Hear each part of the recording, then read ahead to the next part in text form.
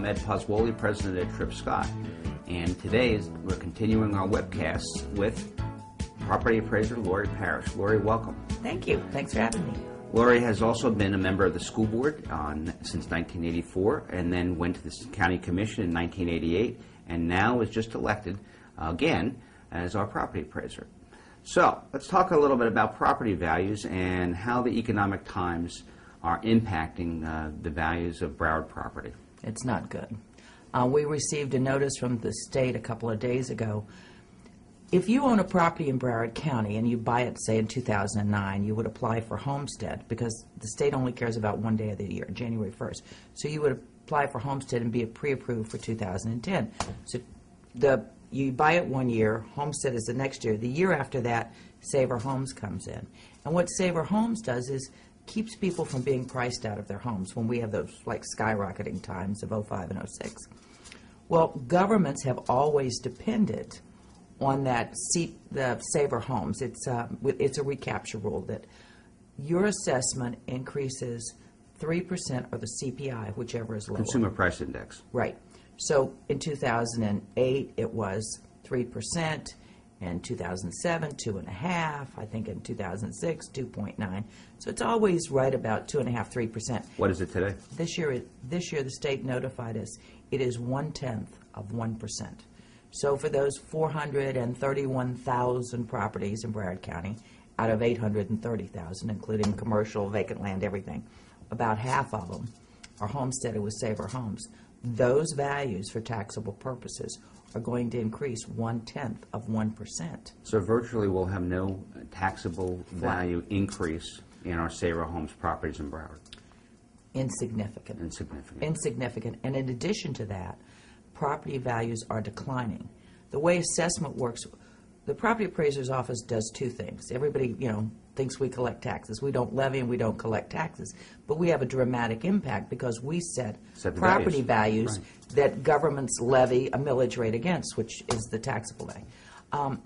So the way it works is the assessment you receive for 2009 reflects the market from January 2nd, 2008 through January 1st, 2009. So we're always a year in arrears. And right now, it's hard. We start determining our values to have them to the governments by June 1st as tentative, and to the state and all the governments final on July 1st. Just clarify for me the lag time, because we have been under, the real estate market in Broward has been under economic downturn for the last 6, 8, 9 months to a year. But it will not show, what you're saying is it will not show in your taxable values until this tax bill coming up. Correct.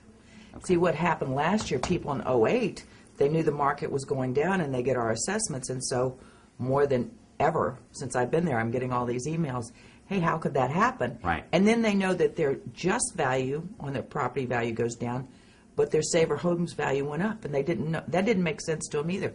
But once again, that's a recapture rule with Saver Homes. So it's a lag indicator, essentially. Always. Assessments in Florida are always a year in arrears. Because think about it. This is January.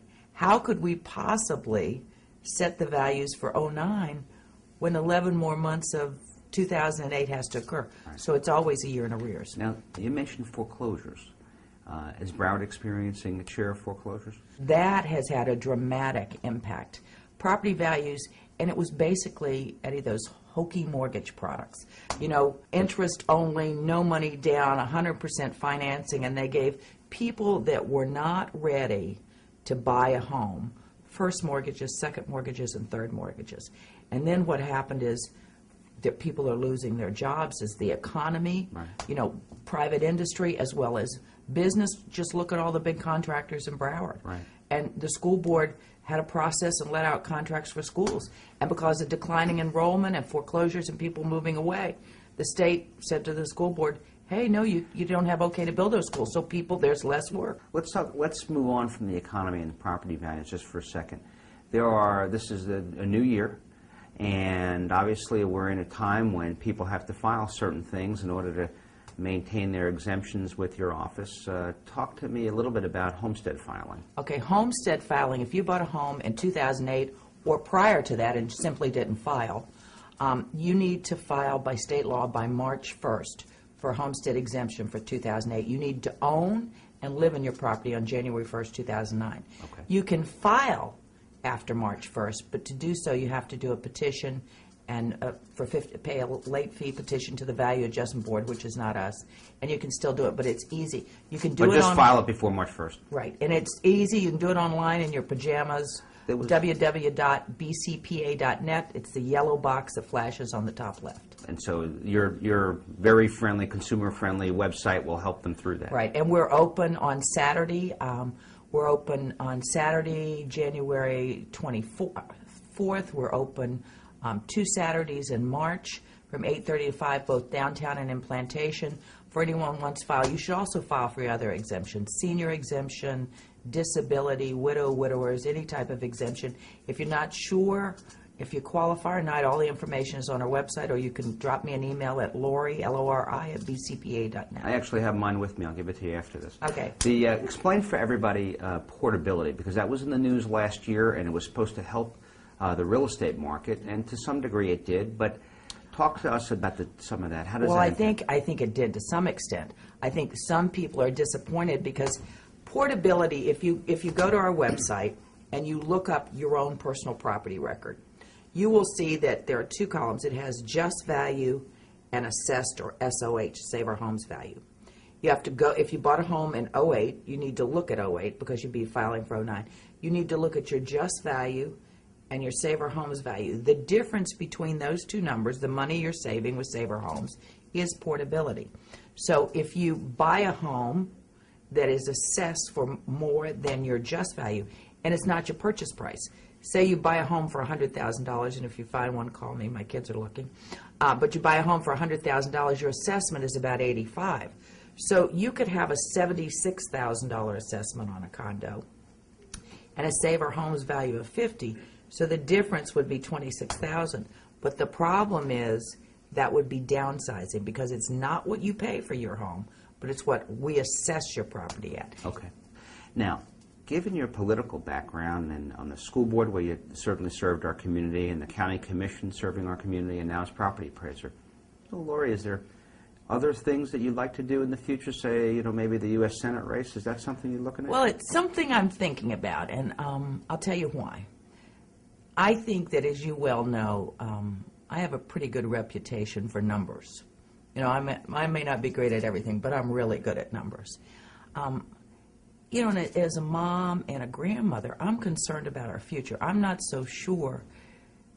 It seems like everything that happened in Washington, many times it appears to me that well-intentioned people, both D's and R's, spend more time trying to get in a leadership position than reading the budget or the bills. There's that old book, What Makes You Think They Read the Bills? And I believe, it's like I've always been one of those people that stop your complaining, do something about it. So I'm thinking about it. My major concern is, do I want to leave home every Monday morning and come home every Thursday night? If you want to come over and water my orchids, but I mean, it's not the job. The job would be easy. The issue is, do I want to live away from home? And I don't know that I'm prepared to do that yet. I've also called around and checked with some people. My family and friends are all over the state. I grew up here.